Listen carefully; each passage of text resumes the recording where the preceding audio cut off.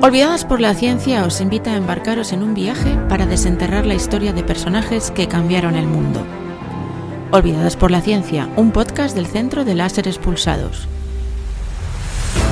Cuenta con el apoyo de la Fundación Española para la Ciencia y la Tecnología, del Ministerio de Ciencia, Innovación y Universidades.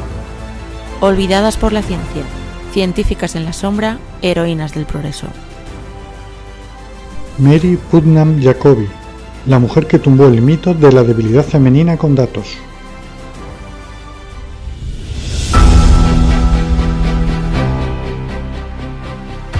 Bienvenidos a Olvidadas por la Ciencia. Hoy vamos a viajar al siglo XIX para conocer a una mujer que desafió no solo los estereotipos de su época, sino también los argumentos científicos que los sostenían. Ella fue una médica, escritora, activista y sobre todo una pionera, Mary Corina Putnam Jacobi. Prepárate para descubrir cómo una mujer armada, con conocimiento médico, perseverancia y una pluma afilada, desafió a un mundo dominado por hombres. Esta es su historia.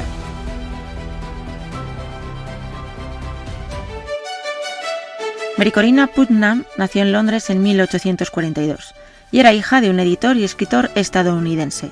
Su familia volvió pronto a Nueva York y desde pequeña Mary demostró una inteligencia y una curiosidad insaciables, además de mucha paciencia, puesto que era la mayor de 11 hermanos. En una época en la que las niñas apenas recibían educación formal, ella devoraba libros. Esta mente inquieta se manifestó desde muy temprano. A los 9 años estuvo a punto de ahogarse, una experiencia que la marcó profundamente. Al reflexionar sobre ello, un año después, con solo 10 años, escribió: «La vida, ¿y qué es? Nacer, comer, dormir, trabajar, jugar, morir. ¿Acaso la curiosa maquinaria de nuestros cuerpos es creada simplemente para regresar, después de un corto periodo, al polvo de donde vino?» Como veis, sus inquietudes filosóficas y científicas venían desde la niñez. Con un padre editor no es de extrañar que Mary canalizara parte de esa brillantez a través de la escritura. De hecho, a lo largo de su vida publicó 9 libros, más de 120 artículos médicos y varias piezas de opinión y ficción, algunas en la propia revista de su padre. Su debut literario fue espectacular. Publicó su primer cuento, Encontrado y Perdido, en la prestigiosa revista The Atlantic cuando tenía solo 17 años. Sin embargo, ser escritora en el siglo XIX conllevaba sus propios desafíos, especialmente si eras mujer. En una ocasión le acusaron de plagiar un artículo que publicó en francés simplemente porque su uso del idioma era demasiado experto para lo que se esperaba de una mujer. Además, aunque firmaba su ficción con su nombre, muchos de sus artículos médicos llevaban el seudónimo PCM, por temor a que la autoría femenina les quitara credibilidad ante la comunidad científica. Mary vivía en una época en la que las universidades y escuelas de medicina simplemente no estaban abiertas a mujeres. Aún así, Mary estaba decidida. Su vocación era clara. Quería ser médica, aunque la sociedad insistía en que eso no era propio de una dama. Además, su padre pensaba que la medicina era una profesión repulsiva, pero finalmente apoyó su empeño. En 1864, tras graduarse en la Facultad de Medicina para Mujeres de Pensilvania, una de las pocas instituciones que aceptaban mujeres, Mary decidió ir más allá de lo permitido. Ya era médica en Estados Unidos, había estudiado en Filadelfia y Nueva York, pero sentía que aún no era suficiente. Así que en 1866 cruzó el Atlántico con un objetivo claro: estudiar en la Escuela de Medicina de París. No fue fácil. Su ingreso requirió largas negociaciones y el apoyo del psiquiatra Benjamin Ball, quien le ayudó a convencer a las autoridades académicas. Finalmente lo consiguió y 2 años después Mary se convirtió en la primera mujer admitida como estudiante formal de medicina en la Sorbona. Pero incluso en ese triunfo había restricciones. Como mujer, se le prohibía entrar al aula por la puerta principal. Debía hacerlo por una puerta lateral, como si su presencia necesitara ser minimizada. Dentro del aula, se le asignó un asiento específico justo al frente, cerca del profesor, lejos de sus compañeros varones. Estaba allí, pero no del todo integrada.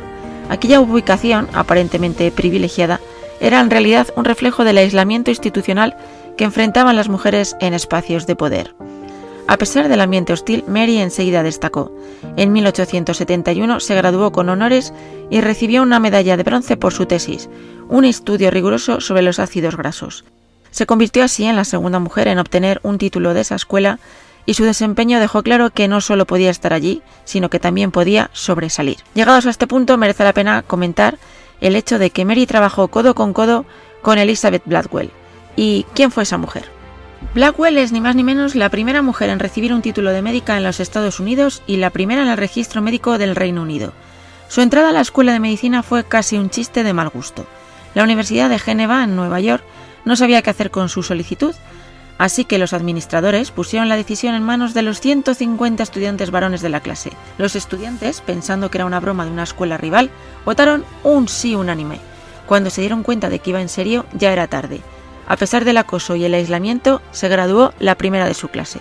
Como los hospitales de la época se negaban a contratar mujeres o a dejarlas ejercer, Blackwell formó su propia clínica para mujeres pobres y más tarde el Women's Medical College para formar a otras mujeres. Y pensaréis, ¿y por qué fue tan importante que nuestra protagonista Mary Putnam trabajara con ella? Pues bien, la unión de Elizabeth y Mary fue el equivalente a juntar la fuerza política con la vanguardia científica. Representaban dos generaciones distintas de pioneras que se necesitaban mutuamente para que la medicina femenina fuera respetada. Es verdad que Blackwell pertenecía a la vieja escuela. Para ella las mujeres debían ser médicas porque tenían una superioridad moral y un instinto natural para el cuidado y la higiene. En cambio Mary, que venía fresca de los laboratorios europeos de París, representaba la nueva escuela, y para ella las mujeres debían ser médicas simplemente porque eran científicamente capaces. Cuando Mary regresó de París, se unió a la facultad de la escuela de Blackwell, y Mary insistió en que las estudiantes de medicina no solo aprendieran cuidados básicos, sino también terapéutica avanzada, fisiología y patología basada en el laboratorio. Literalmente, obligó a la institución de Blackwell a modernizarse. Básicamente, Blackwell demostró que una mujer podía entrar al campo médico y Jacobi demostró que una mujer podía competir y destacar en la primera línea de la ciencia. Y explicado este encuentro revolucionario, volvemos a nuestra protagonista y al año 1874, cuando regresó a Nueva York tras 5 años en París. Y aquí es cuando llegamos al momento más emblemático de su carrera, cuando publicó su ensayo El sexo en la educación o una oportunidad justa para las chicas, una respuesta directa al libro sobre educación sexual del doctor Edward Clare.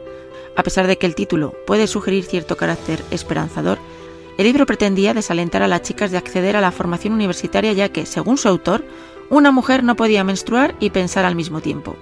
El trabajo en cuestión recogía perlas como esta. Existen casos, y yo los he presenciado, de mujeres que se gradúan en las escuelas universitarias y facultades con expedientes excelentes, pero con ovarios poco desarrollados. Más tarde se casan y resultan ser estériles. Este hombre era un experto muy reconocido y había pocas personas que se atrevieran a debatir con él, pero ante semejantes afirmaciones, Mary no tuvo más remedio que contraatacar.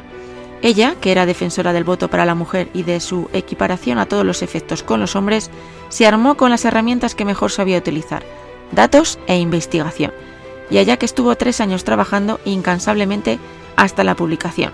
Y en 1876, como diríamos ahora, le asestó un brillante zas a esa misoginia académica utilizando el rigor de la ciencia.